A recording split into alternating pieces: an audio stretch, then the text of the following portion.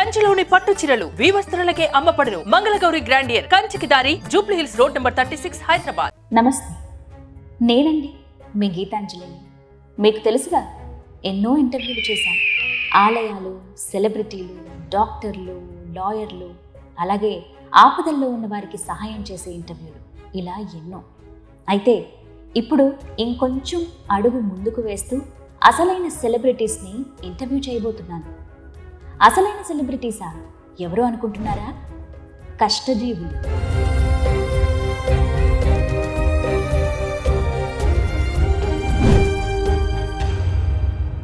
నగరమంతా నిద్రపోతున్న వేళ వాళ్ళు మాత్రం మేల్కొని నగరాన్ని అందంగా తీర్చిదిద్దే ప్రయత్నంలో భాగంగా కంటి మీద కునుకు లేకుండా కష్టపడుతూ ఉంటారు. వాళ్లే పారిశుద్ధ్య కార్మికులు. వారి కష్టం మామూలుది కాదండి.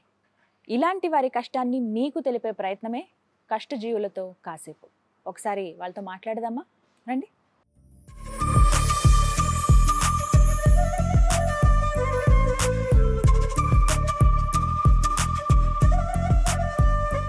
కాసేపు వాళ్ళ పని నేను చేద్దాం అనుకుంటున్నాను. ఇదేదో అప్పటికప్పుడు ఏదో ఒక వీడియో కోసమనో కాదండి. వాళ్ళ కష్టం ఎంత ఉంది, ఎలా అసలు పని చేస్తారు, వాళ్ళతో మాట్లాడే ప్రయత్నం చేస్తాను, తెలుసుకుంటాను. అందులో భాగంగా వాళ్ళు ఊడ్చేటప్పుడు వాళ్ళు పడుతున్న బాధలేంటి, వాళ్ళకున్న ప్రాబ్లమ్స్ కావచ్చు, లేకపోతే వాళ్ళు చెప్పే మాటలన్నీ వినాలని నాకు ఉంది. మీరు కూడా వినండి. అయితే ఒకసారి అసలు ఎలా ఊడిస్తారు ఏంటి అనేది నాకు కూడా ఎక్స్పీరియన్స్ చేయాలని ఉంది. ఫైన్. ఇది సికింద్రాబాద్ ఏరియా. మీరు ఎంతమంది ఉంటారో? 20 మంది ఉంటారా? Okay okay. ఒక ఏరియా ఇంత అని ఇలా ఊడ్చేస్తారు అంతేనా? అమ్మా ఇలాగైనా ఊడ్చేది? అంటే ఇంట్లో ఊడుస్తాం అలవాటే, కానీ రోడ్ల మీద కొంచెం కష్టంగా ఉంది. గట్టిగా ఇలా వినాల్సి వస్తుంది. ఇంట్లో ఏంటంటే ఇట్లా వంగి తుడుస్తాం కాబట్టి అది పెద్ద కష్టం అనిపించదు. అని ఇలా వంగితే ఇట్లా నడువు నొప్పి రాకుండా ఉండడానికి వీళ్ళకి ఈ విధంగా ఏర్పాటు చేశారు. మనం ఎప్పటి నుంచో చూస్తున్నదే. బట్ ఇది కొంత పర్వాలేదు, కానీ ఈ దుమ్ము ఇదంతా ఎంత ఘోరంగా వస్తుంది. తడిగా ఉన్నప్పుడు ఒక రకమైన వాసన వస్తుంది. ఆ చెత్తంతా తడిచినప్పుడు ఆ మురికి వాసన తెలిసిందే, మనం భరించలేము. అలాగే పొడిగా ఉన్నప్పుడు ఏంటంటే దుమ్ము అంతా పైకి లేస్తుంది, అది ముక్కుల్లోకి వెళ్తే అవి చాలా ప్రమాదకరం. కానీ అయినా వీళ్ళు ఇదే పని కొనసాగిస్తున్నారు, ఇదే పని చేస్తారు. ఎందుకంటే పట్టుకుట్టు కోసం. ఇదే వాళ్ళ కష్టం. నిజంగా కష్టజీవులు వీళ్ళు. కాసేపు వీళ్ళతో మాట్లాడదాం. ఎప్పటి నుంచి పనులు చేస్తున్నారు? ఒక్కొక్కసారి అయితే అనిపిస్తుంది అర్ధరాత్రి పూట మనం అందరం పడుకుంటాం హ్యాపీగా, బట్ వీళ్ళు మాత్రం అలా మేలుకొని ఉండి పని చేస్తూ ఉంటారు. ఎప్పటి నుంచో నేను అనుకున్నాను వీళ్ళతో ఒక వీడియో చేయాలని. ఇప్పుడు ఛాన్స్ దొరికింది, మాట్లాడదాం కదండి. నా చుట్టూ బంగారు తల్లులు కూర్చున్నారు. టైం ఇప్పుడు 2 అవుతోంది. హ్యాపీగా అందరం నిద్రపోయే టైం ఇది, కానీ వీళ్ళు మాత్రం మేల్కొని ఉండి కష్టపడి పనిచేస్తారు. ఈ నగరాన్ని అద్దంలా కనిపించేలా చేస్తారు. అర్థమైపోయి ఉంటుంది. ఒకసారి చూడండి అందరినీ ఎంత చక్కగా ఉన్నారు. మామూలుగా అయితే ఈ టైంకి నిద్ర వచ్చేస్తూ ఉంటుంది, కానీ వీళ్ళు కళ్ళకి అసలు కనీసం ఇలా రెప్ప కూడా వేయకుండా అలా కష్టపడి పనిచేస్తున్నారు. కారణాలు చాలా ఉన్నాయి, వాటి గురించి తెలుసుకుందాం, వాళ్ళందరితో మాట్లాడే ప్రయత్నం చేద్దాం. అమ్మ మీ పేర్లు చెప్పండి ఒక్కసారి. భాగ్యరేఖ. భాగ్యరేఖ. మీ పేరు? రేణుక. రేణుక. మీ పేరమ్మా? అనిత. మీరు? జ్యోతి. పద్మ. లక్ష్మి. యాదగిరి. వీళ్ళందరూ కూడా సికింద్రాబాద్ ఏరియా, పర్టికులర్గా చెప్పాలంటే railway station, Secunderabad railway station opposite రోడ్లో వీళ్ళు రోడ్లు ఊడుస్తూ ఉంటారు. పర్టికులర్గా కొంత టైం అనేది ఉంటుంది ఒక ఏరియాకి వీళ్ళు అని చెప్పి. దగ్గర ఎంతమంది ఉన్నారు మొత్తం మీరు? మేము మొత్తం 14 మంది. ఎంతమంది? 14 మంది. 14 మంది ఉన్నారు. సో అసలు ఎప్పటి నుంచి చేస్తున్నారు ఈ పని మీరు? నేనైతే 2005 నుంచి మేడం. ఓ, అప్పటి నుంచి. అవును మేడం. ఎందుకని ఈ వృత్తి? అంటే మా హస్బెండ్ చనిపోయిండు. మా పిల్లలు చిన్నగా ఉండడం, వాళ్ళ ఎడ్యుకేషన్ గురించి, ఇంటికి కిరాయి, సొంత ఇల్లు కాదు, రెంటర్స్. వాళ్ళని బతికించడానికి నేను ఈ పనికి జాయిన్ అయ్యాను. ఎంతమంది అమ్మ పిల్లలు? ఒక కొడుకు, బిడ్డ. వాళ్ళు ఏం చదువుతున్నారు? బాబు ఇంటర్ చేసి డిస్కంటిన్యూ, పాప డిగ్రీ 3rd ఇయర్. చక్కగా చదివించారు. మరి మా బతుకులు ఎట్లున్నాయి, మరి మా పిల్లల బతుకులైనా మంచిగా ఉండాలి కదా, అందుకనేసి. ఎట్లా చనిపోయారు మీ హస్బెండ్? ఇట్లనే డ్రింక్ చేసి. వారు ఉన్నప్పుడు ఏం పని చేసేవాళ్ళు? ప్లంబర్.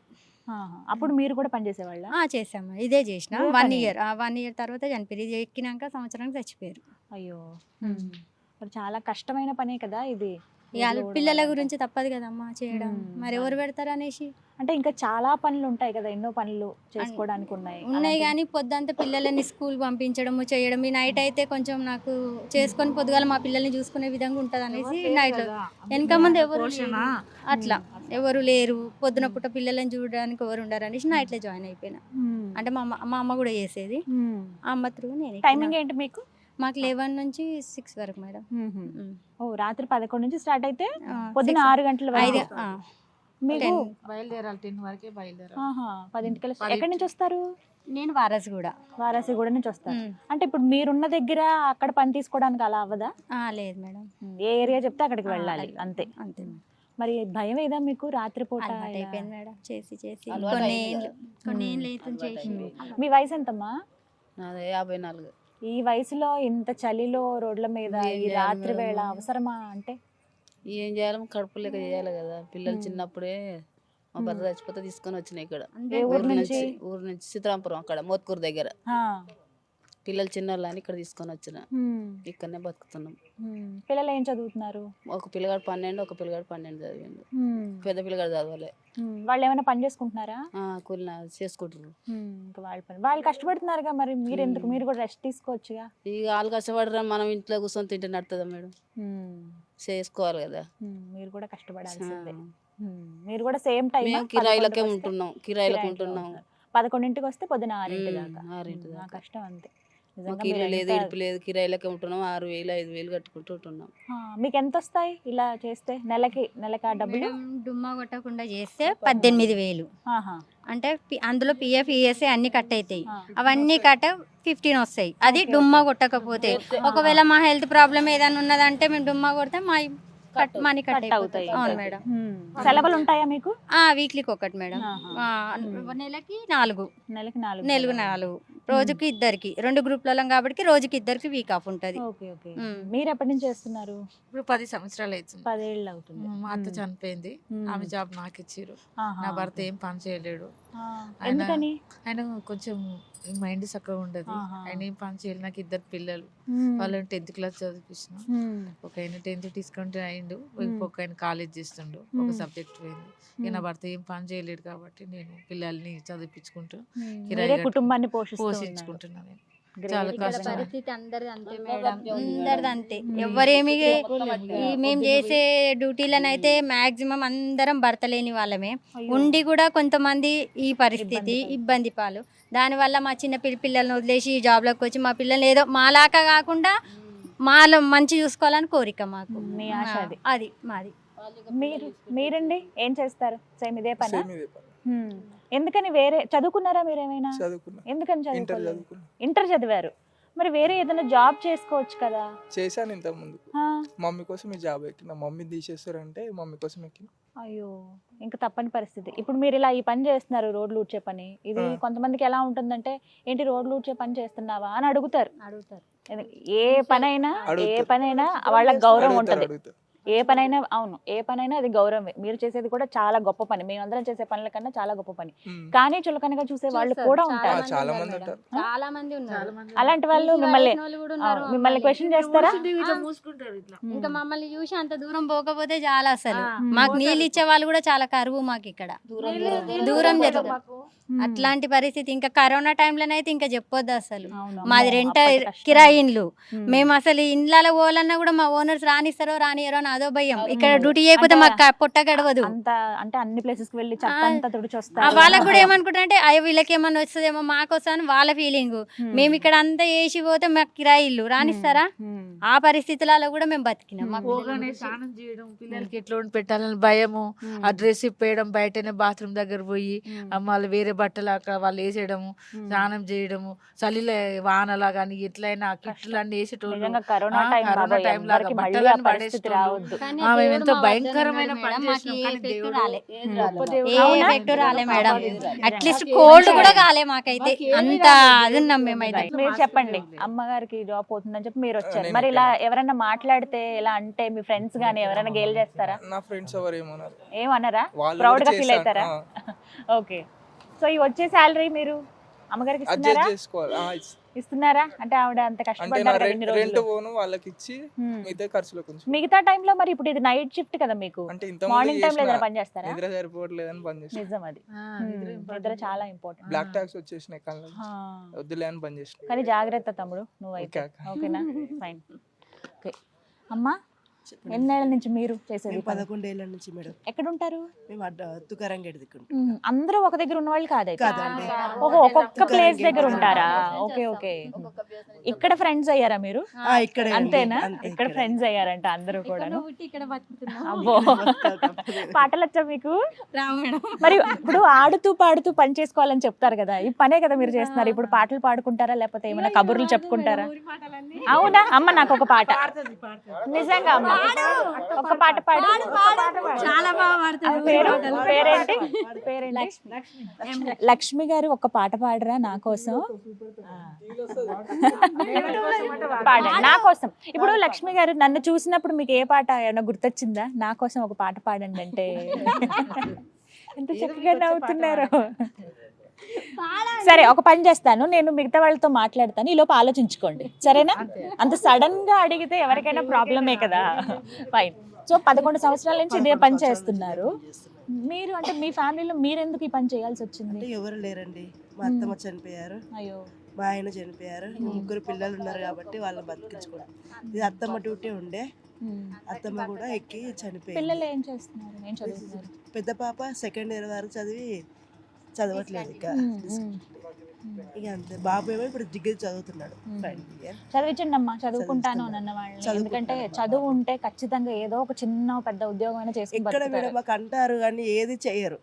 మేము 11 ఏళ్ళ నుంచి ఇక్కడ జాబ్ చేస్తున్నాము. మాకు జీతాలు పెంచుతా అన్నారు, జీతాలు పెంచట్లేదు, ఏం చేయట్లేదు.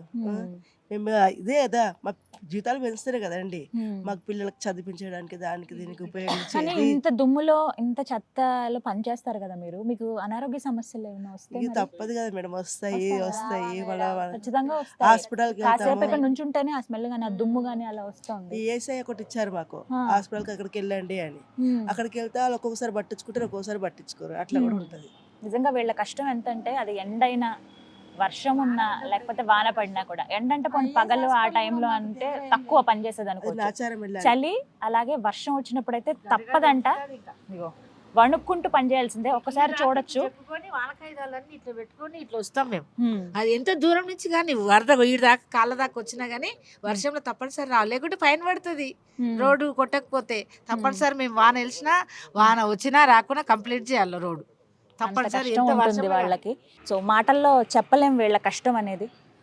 కానీ చాలా గ్రేట్ అమ్మా మీరందరూ. మహిళలు అరే మాకు ఒక మగతోడు లేదే అని బాధపడిపోయి ఇంట్లో కూర్చోకుండా మీ అంతటి మీరు కష్టపడుతున్నారు, కుటుంబాన్ని పోషించుకుంటున్నారు, పిల్లల్ని బాగా చదివించాలి, మీలాగా వాళ్ళు ఇలాంటి స్థితిలో ఉండొద్దు అనే ఒక ఆశయంతో. అమ్మా మీరు ఎప్పటి నుంచి చేస్తున్నారు? మా ఆయన ఎక్స్పైర్ అయిపోయిండు. నాకు 10th పెద్ద పాప 16 years 10th చదువుతుంది, చిన్న పాప 6th, బాబు 8 years. ముగ్గురు పిల్లలు. ముగ్గురు పిల్లలు. వాళ్ళకి తలస్మియా పేషెంట్స్ ఇద్దరు. అయ్యో, మరి వాళ్ళకి చాలా ఖర్చు అవుతుంది కదా హాస్పిటల్కి? ఖర్చు అవుతుంది మ్యామ్. మరి ఎలా ఆ డబ్బులు అవన్నీ ఎలా మేనేజ్ చేస్తున్నారు మీరు? నాకు కొంచెం సొసైటీ హెల్ప్ చేస్తుంది మ్యామ్. తలస్మియా స్కిన్ కాల్ సొసైటీ ఉంది, సొసైటీ హెల్ప్ చేస్తుంది. డబ్బులు ఏం లేదు మ్యామ్, ట్రీట్మెంట్ చేస్తారు. పర్లేదు, ఆ ఖర్చు మిగిలినట్టే కదా. ఆ ఖర్చు పోయి వచ్చే చార్జెస్ మెడిసిన్ కానీ చూసుకుంటాను. కానీ ఈ చిన్న వయసులోనే చాలా కష్టం వచ్చింది మీకు, బట్ కానీ ఆ ధైర్యానికి మెచ్చుకుంటాను నేను. నిజంగా గ్రేట్ అసలు ఆ విషయంలో. అయ్యా పెద్దయ్యా, ఏం పేరు? యాదయ్య. యాదగిరి. వీళ్ళందరూ ఊడ్చి ఇలా ఒక దగ్గర పోగేస్తూ ఉంటారు, మీరు ఆ చెత్తని బండిలో తీసుకెళ్లి పెద్ద బండిలో వేస్తారు, అదే కదా మీ పని? నేను నాకు చూశాను, చాలా కష్టంగా ఆ బండి లాగుతూ ఉన్నారు మీరు. మీ వయసు ఎంత? 52 సంవత్సరాలు. ఈ వయసులో ఎందుకు అంత కష్టం చేయాలి కదమ్మా, ఎవరు పెడతారమ్మా? పిల్లలు చదువుకుంటారు, ఎవరి పనులు వాళ్ళకి ఉన్నాయి, వాళ్ళ పనులు వాళ్ళకి పని అంతా. అంటే ఇప్పుడు వాళ్ళు తెస్తారు కాబట్టి ఇంత కష్టపడొద్దు, పక్కన చలి ఇంత వర్షాలు ఇవన్నీ ఉంటాయి కదా. ఎవరు పెడతారు చెప్పు? ఎవరు పెట్టారు, 2 రోజులు చూస్తారు మళ్ళీ వెనక. ఎవరి మీద ఆధారపడొద్దు, మీ కాళ్ళ మీద మీరు మా కాళ్ళ మీద నిలబడాలి, అంతేనా? అంతే. అంతే. కష్టం ఉంటుందా ఈ పనిలో? చాలా కష్టం అమ్మ, కష్టం. విసుగు రాలేదా ఎప్పుడు? అబ్బా, వస్తుంది, చాలులే రిస్క్ వస్తుంది. కుక్కలు చచ్చిపోతాయి, అన్ని ఉల్కలు అన్ని వేయాలి, బా. వాసన పట్టుకొని వేయాలి. ఉమ్. వేయాలి, బండ్లు వేయాలి, లేకుంటే కుండీలు వేసుకోవేయాలి. ఇక మీ అసోటాలు ఏం చేస్తారంటే గుంజేవా తీసేయి, ఇక గలీజ్ మాటలు తిడతారు. బా. ఉమ్. ఆ మాటలు పడకుండా కూడా చేయాలి. కానీ చాలా డేంజర్ కదా రోడ్డు మీద పని చేయడం అని అంటే. వెహికల్ చాలా స్పీడ్ గా వెళ్ళిపోతూ ఉంటాయి. అంటే ఎవరు ఎలాంటి మనుషులు ఉంటారో తెలియదు కదా, మరి ఎలా మీరు? వెళ్ళిపోతూనే ఉంటారు మేడం ఒక్కొక్కరు. అమ్మో. పని చేస్తూ ఉంటాము, కొట్టుకుంటూ వెళ్ళిపోతూనే ఉంటారు తెలుసా, కొట్టుకుంటూ వెళ్ళిపోతూనే ఉంటారు. ఇట్లా కొట్టిపోయింది ఎత్తుతున్నా ఇప్పుడు సరిసి చెప్పబోతూనే ఉంటారు. ఇట్లా సరిసి ఎందుకట్లా? తెలియదు, రోడ్ల మీద ఏం చేస్తారో వాళ్ళకి తెలియదు. కథ ఎక్కడ ఏమో కనిపిస్తుంది అంటే కథ ఇట్లా బండి తీసుకొని గుద్దేసి వెళ్ళిపోతారు. వాళ్ళకి గుద్దేసి వాళ్ళు పట్టుకోవడం వరకు మా వాళ్ళు అక్కడ ఉంటారు, ఒకళ్ళు అక్కడ ఉంటారు. ఉరికినా కానీ వాళ్ళు పరిగెత్తుకుంటూ వెళ్తూ ఉంటాడు. మీరు అందరూ ఒక దగ్గరే ఉంటారా? ఒకటే దగ్గర ఉంటారు, విడివిడిగా వెళ్ళడం? కొంచెం డిస్టెన్స్ ఉంటారు. కొద్ది దూరంలోనే ఉంటారు. మీకు ఎప్పుడైనా అలాంటి చేదు అనుభవాలు ఎదురయ్యాయా? అంటే అయ్యాయి బాగా మేడం. భయం వేసి మీరు అసలు అక్కడ నుంచి వదిలి పారిపోయి ఆ ప్లేసెస్ నుంచి చీపురు కూడా వదిలి ఇప్పుడైతే పారిపోయిన కొంచెం సందర్భాలు పర్లేదు మేడం. ఒక 4 ఏళ్ల కింద ఏదో చాలా భయపడే వాళ్ళం, పని చేయాలన్నా కానీ భయపడేది. ఆ. అంటే ఎలాంటి పరిస్థితి? అంటే ఇప్పుడు చెప్పాం కదా మేడం, ఇట్లా కొట్టుకుంటూ పోయేట వాళ్ళు ఇట్లా బండి తీసుకొని మొత్తం ఇట్లా తాక్కుంటూ ఇట్లా వెళ్ళిపోతున్నా ఉండే. మా అత్తమ్మకి ఇట్లా చెయ్యి ఇరిగిపోయింది అప్పుడే. మీరు ఇక అసలు అప్పుడే ఎదురు తిరగొద్దా ఏమనలేదు. అప్పుడు? అప్పుడు ఏం తిరుగుతామో మీరు ఇంతమంది దొరకలేదు, ఉన్నారు. అస్సలు దొరకలేదు వాడు. అంతేలే, ఎక్కడ అది వాళ్ళ మా హోస్ట్లో కాళ్ళు ఉంటారు. ఇక్కడ అప్పుడు మా దగ్గరే ఉంటారు కదా, పడిపోయింది అన్నట్లు మా దగ్గరే ఉంటారు. ఇక వాడు వెళ్ళిపోతూనే ఉంటాడు. వాడు ఇక వంగి ఉడిచేది కదా అప్పుడు, కదా ఇంతకు ముందు ఇట్లా వంగి మామూలుగా ఊడ్చేవాళ్ళు, ఇప్పుడు కట్టెలు ఒట్టి ఇడుస్తున్నాం. అయినా గానీ కొద్దిగా నడుము నొప్పి గానీ చేతులు ఇవి వస్తాయి మేడం, పట్టేస్తూ ఉంటాయి. చేతులు బాగా నొప్పి వస్తాయి చేతులు. ఎందుకంటే ఇక్కడ వస్తాయి, ఇక్కడ వస్తాయి ఇవన్నీ. ఇప్పుడు మంది లేకపోతే రాకుంటే మేము ఉడవాలి కదా, ఊడ్చినప్పుడు ఇట్లా కొంచెం అలసిపోతుంది పానం, నడుస్తుందా ఇవన్నీ అలసిపోతుంది పానం అంతా, నిజంగా అలసిపోతుంది మేడం. కానీ అంత కష్టం ఉన్నా చెయ్యక తప్పదు కదా. టాబ్లెట్లు వేసుకుని అలా వచ్చేస్తారు అంతేనా? అమ్మ మీరు ఎన్ని సంవత్సరాల నుంచి చేస్తున్నారు? నేను 22-23 నడుస్తాను. 23 సంవత్సరాల నుంచి చేస్తున్నారా? అందరికంటే సీనియర్ అయితే మీరు. అవునా? ఇదే ఏరియానా? ఇదే ఏరియా, అన్ని ఏరియా తిరిగినాము. అప్పుడు ఇది అన్ని ఒకటే కాంట్రాక్ట్ ఉంది. ఇప్పుడు జర కాంట్రాక్ట్ ఎక్కువ అయ్యి ఒక్క మనిషికి 2-3 గ్రూపులు ఉన్నారు. కాంట్రాక్ట్ అంటే ఎట్లా? కాంట్రాక్ట్ అంటే 6 నెలలు 5 నెలలు అప్పుడు ఉంటుంది. ఇప్పుడు తర్వాత లాస్ట్కి గవర్నమెంట్ పోగానే గవర్నమెంట్కి అయిపోయింది. ఇప్పుడు ఏడ పడితే ఒక 2 గ్రూప్ 3 గ్రూపులకు ఒక సూపర్వైజర్. అప్పుడు ఒకటే సూపర్వైజర్ ఉంది. ఈ పని అసలు ఎలా దొరుకుతుంది మీకు? వాళ్ళని అడగాల వెళ్ళి? మేము అడగలే, అప్పుడు ఎన్టీ రామారావు పెట్టింది ఇది. అంటే ఇప్పుడు ఈ పని ఎట్లా ఎట్లా మీరు ఎలా అప్లై చేసుకుంటారు వీటికి? మీకు ఉద్యోగం రావాలంటే అప్పుడు ఇట్లనే పని మీద పని మనుషులు పడుతుండ్రు అంటే ఇట్లా తీసుకొచ్చి మా చిన్న చేసుకొని ఉంటే ఆమె తర్వాత నన్ను తీసుకొచ్చి పెట్టింది. అలా ఒకరి తర్వాత ఒకరు ఒక కుటుంబంలో అలా ఇస్తారా? లే, కుటుంబంలో వేరే వేరేనే. ఇక ఆమె ఇడిసబెట్టింది, ఇక మళ్ళీ నేను ఎక్కాను అలా. కానీ ఆ కష్టం మామూలుగా ఉండదమ్మా, ఎంత ఇదైనా కానీ. 23 సంవత్సరాల నుంచి చేస్తున్నారంటే చాలా గ్రేట్ అసలు మీరు. మీ కష్టాలు ఏంటి అంటే ఎవరితోనైనా చెప్పుకోవాలి అనుకున్నప్పుడు ఇప్పటికిప్పుడు మాకు ఈ సమస్యలు ఉన్నాయి అనే చాలా ప్రాబ్లమ్స్ ఉంటాయి కదా మేడం, గవర్నమెంట్ కి ప్రత్యేకించి. ఎందుకంటే మాకు జీతాలు సరిపోవట్లేదు మేడం. మేము అది కొట్లాడినా చేస్తున్నాం, కొట్లాడకపోయినా చేస్తున్నాం. మంచి చెడు ప్రతి ఒక్కటి రోడ్డు మీద పోతుంది. లాస్ట్ మా సావులు కూడా ఈ రోడ్డు మీద పోతాయి, అందులో 100% అది. కాకపోతే మేము చేసిన దానికి మాకు ఫలితాన్ని ఇవ్వమంటున్నాం. ప్లస్ మాకు ఇండ్లు లేవు మేడం, మాకు ఇండ్లు దారి చూపిమంటున్నాం. అందరం అద్దెళ్ళు మేడం, సొంత ఇల్లు ఎవరికీ లేవు. ఇంత చిన్న 3 ఏళ్ళ పాపను వదిలి నేను ఈ డ్యూటీకి ఎక్కిన. అప్పటి నుంచి ఇప్పటి వరకు నా బతికి ఇట్లనే ఉంది. నాదేనే కాదు, మా దాంట్లో జిహెచ్ఎంసీ ప్రతి ఒక్కరి లేబర్ బతికి ఇదే. మేము ఎట్లా బతుకుతాం మేడం? 18,000 ఎవరైనా బ్రతికి చూపించమనండి. మీరు అడిగారా ఎప్పుడైనా మీ తరపు నుంచి? మేడం మొన్నటిదాకా కూడా స్ట్రైక్ చేశారు కదా మేడం, స్ట్రైక్ చేసుకుంటా పని చేసినాం మేడం. మేము పట్టించుకునే గవర్నమెంట్ లేదు మాకు. ఏ గవర్నమెంట్ అన్న పట్టించుకుంటేమో ఆశగా ఎదురు చూస్తున్నాం మేము ఇప్పటికీ. మాకు ఎవరన్నా రారా చెయ్యరా అన్నట్టే ఉన్నాము, కానీ మాకు చేసే వాళ్ళు మాత్రం ఎవరూ లేరు మేడం. మా రెక్కలు మా మీద అన్నట్టు అయిపోయింది, కానీ మాకు చేస్తాము, మేము ఉన్నాము, మీకు సహాయం చేస్తాము అనే నాదుడు మాత్రం లేరు మాకు. 18,000తో బతకడం ఎట్లా అనేది చాలా బతుకుతాం కష్టంగా ఉంది. ఎందుకంటే ఇక్కడ ఉన్న వాళ్ళందరూనండి, మహిళలందరూ కూడా మొన్న కూడా స్ట్రైక్ చేశారు. మొన్న స్ట్రైక్ చేసినా గానీ అసలు ఏది పట్టించుకోలేదు అసలు. మీకు ఇంత సెలవు strike ఉంటుందా చేశారు. అసలు? ఒక వీక్ ఆఫ్ ఏమైనా ఉంటుందా? వారానికి ఒక్కటే ఉంటుంది. ఉంటుందా సెలవు? వారానికి ఓకే. పండగలప్పుడు ఆహా ఉండదు. ఇవాళ నైట్ వీక్ ఆఫ్ ఉన్నా మార్నింగ్ 5 వచ్చి తంబేయాలి, లేకపోతే మనీ కట్ అయిపోతుంది. తమ్ముడు ఎక్కడ వేస్తారు? సార్ సూపర్వైజర్ ఆహా, ఇక్కడికి వచ్చి చేయించుకుంటారు. వీక్ ఆఫ్ ఇచ్చి కూడా వీక్ ఆఫ్ ఉన్నా కానీ పొద్దున్న రావాలి. ఈ నైట్ కంటిన్యూ నిద్రపోదామన్నా లేదు, పొద్దున 5 గంటల వరకు వచ్చి అది తంబేయాలి. సెలవు ఉన్నట్టు కాదు. ఇంట్లో ఉన్నాము, పిల్లలతో తిని చేసి పడుకునే వరకు 1 గంట వరకు అవుతుంది. 1 గంటకు పడుకొని మళ్ళా పొద్దుగాల 4 గంటలకు లేచి మాకు దూరం ఇండ్లు, అక్కడ నుంచి మాకు వెహికల్స్ దొరకాలి, రావాలి పోవాలి. ఈమె ఏడు నుంచి ఈసీఎల్ నుంచి వస్తుంది. బా, అంత అక్కడ దూరం. అంత పొద్దున వచ్చి మళ్ళీ 5 గంటల మేము టమ్ వేయకపోతే ఆ రోజు యాబ్సెంట్. బా, అది కూడా మాకు ప్రాబ్లమే మేడం. ఇంత కష్టం ఉంది వీళ్ళకి, నిజంగా రావడానికి కూడా ఇబ్బంది. ఎక్కడెక్కడి నుంచో వేరే ప్లేస్ నుంచి వీళ్ళు వస్తారంట. అలాగే మళ్ళీ వీళ్ళకి ఉండేది అద్దెళ్ళల్లో, వచ్చిన జీతం వాటికే సరిపోతుంది. ఎందుకంటే అందరూ కూడా ఒంటరి మహిళలనే చెప్పుకోవాలండి. భర్తను కోల్పోయిన వాళ్ళు, భర్త ఉన్నా కూడా వారు ఏ పని చేయలేని స్థితిలో ఉన్నవాళ్ళు. కొంతమంది, ఒక పెద్ద ఆయన్ని మనం చూస్తున్నాం, ఒక యవ్వనస్తుని చూస్తున్నాం. వారి తల్లిగారి జాబ్ తనకు వచ్చింది, బట్ తను ఏమాత్రం ఇది నాకు చిన్న పని అనుకోకుండా తను ఈ పని కంటిన్యూ చేస్తూ ఉన్నాడు. కానీ అందరిది ఒకటే ప్రాబ్లం చెప్తున్నారు, జీతాలు సరిపోవట్లేదు, కాస్తైనా వాళ్ళని ఆదుకోండి అని. ప్రభుత్వానికి సుమన్ టీవీ తరఫు నుంచి ఒక రిక్వెస్ట్గా చెప్తూ ఉన్నాము. ఈ టైంలో ఇక్కడికి వచ్చి వీళ్ళ పరిస్థితి తెలుసుకోవడానికి, వీళ్ళు నిజంగా కష్టజీవులండి, వీళ్ళని చూసి చాలా నేర్చుకోవాలి. వీళ్ళకున్న ఓర్పు కానీ, ఆ సహనం కానీ, పని చేయాలి, కష్టపడాలనే ఆ తత్వం కానీ వాళ్ళ నుంచి చాలా నేర్చుకోవచ్చు. కానీ వాళ్ళకంటూ ఇంకా కొన్ని కష్టాలు ఉన్నాయి, వాటన్నింటిని తీరుస్తారని ఈ చిన్న ప్రయత్నం ఇది, వాళ్ళ గురించి తెలుసుకుందామని. పెడతారు కదా, ఓ పక్కన కుక్కలు అంత దారుణంగా తిరుగుతూ ఉంటాయి, కొన్ని చచ్చిపోయినవి ఉంటాయి, అవన్నీ తీయాలి, వాళ్ళ చేతులతో వాళ్ళు ఎత్తాలి. మామూలుగా చిన్నది ఏదన్నా చెత్త మనం ముట్టుకుంటేనే 100 సార్లు చేతులు కడుక్కుంటాం, అసలు చెత్త ఉంటే అటువైపే వెళ్ళాం. కానీ ఈ చెత్తలోనే అది ఏరుకుంటూనో లేకపోతే అవి క్లీన్ చేసుకుంటూనో అదే వీళ్ళ జీవితంగా ఉంటుంది. బట్ ఈ కష్టాన్ని కూడా వాళ్ళు ఇష్టంగా పనిచేస్తూ నగరాన్ని అందంగా తీర్చిదిద్దే ప్రయత్నంలో వాళ్ళ వంతుగా వాళ్ళు పనిచేస్తూ ఉన్నారు. సో వాళ్ళకు కూడా కొంత సహాయాన్ని అందిద్దాము. ప్రత్యేకించి నా ప్రయత్నం అయితే ఒకటే, ప్రభుత్వానికి ప్రత్యేకంగా రిక్వెస్ట్ పెడుతూ ఉన్నాను, వీళ్ళకి ఏవైతే విన్నపాలు ఉన్నాయో, వాళ్ళకి అవసరాలు ఏవైతే ఉన్నాయో అవి తీరుస్తారని కోరుకుంటున్నాను. థ్యాంక్ యూ అందరికీ. అమ్మ, మీరు నాకు పాట పాడతానన్నారు, నిద్ర వస్తుందా? కానీ నిద్రను కూడా ఆపుకోవాలి సార్, మనం మనుషులం, సహజం అది ఈ టైంలో నిద్ర రావడం అనేది.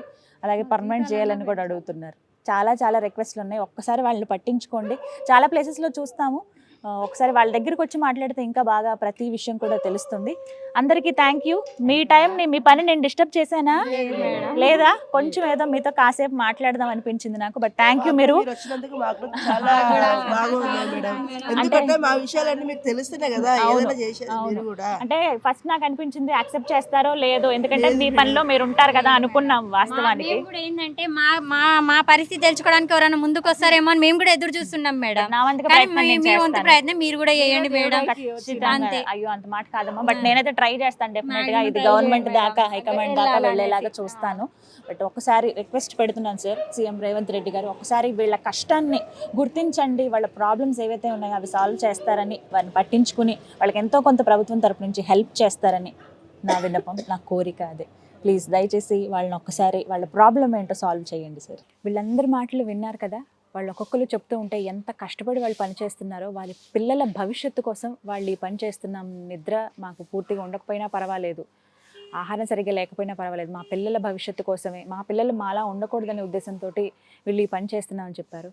మరీ ముఖ్యంగా నాకు బాగా బాధ అనిపించింది ఏదో తెలుసా, వీళ్ళ మాటల్లో, వీళ్ళు ఇలా రోడ్డు మీద పని చేస్తున్నప్పుడు కనీసం మానవత్వం అనేది కూడా లేకుండా వాళ్ళని కొట్టి వెళ్తారంట. అంటే తాగుబోతులు కావచ్చు, లేకపోతే ఎవరైనా తుంటరి వాళ్ళు ఉంటారు కదా, వాళ్ళకి అదొక ఆనందం. వీళ్ళ దగ్గరికి దాడి చేయడానికి రావడము, వీళ్ళ దగ్గరికి వచ్చి బెదిరించడము, ఇలాంటి పనులు చేస్తూ ఉంటారట. దయచేసి రిక్వెస్ట్ చేస్తున్నాను, ఒక్కసారి వాళ్ళ కష్టాన్ని చూడండి, వాళ్ళ పనిని చూడండి. వాళ్ళకు 4 రోజులు రాకుండా ఇంట్లోనే కూర్చుంటే కనుక, సరే డబ్బులు మాకు అవసరం లేదు, ఏమీ వద్దు, మేము ఇంట్లోనే ఉంటామంటే నగరం అంతా ఎంత చెత్త కుప్పలా మారిపోతుందో ఒక్కసారి ఊహించుకోండి. వాళ్ళ కష్టాన్ని అందరం గుర్తిద్దాం.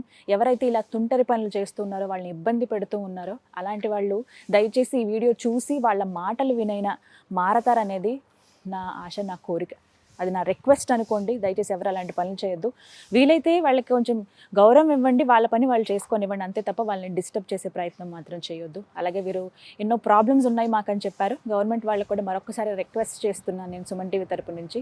సార్, సీఎం సార్, గీతాంజలి రిక్వెస్ట్ని యాక్సెప్ట్ చేయండి. దయచేసి వీళ్ళకి ఏవైతే అవసరం ఉన్నాయో ఒకసారి క్రాస్ చెక్ చేసి వీళ్ళకి ఎంతవరకు అవసరమో వాటన్నిటిని అందించి వాళ్ళకి ఎంతో కొంత ఆసరాగా మీరు ఉంటారని భావిస్తున్నాను. ఇది వాళ్ళ వీడియో. మరో కష్టజీవి జీవితాన్ని మీకు చూపించే ప్రయత్నం చేస్తాను మరో వీడియోలో. నమస్తే.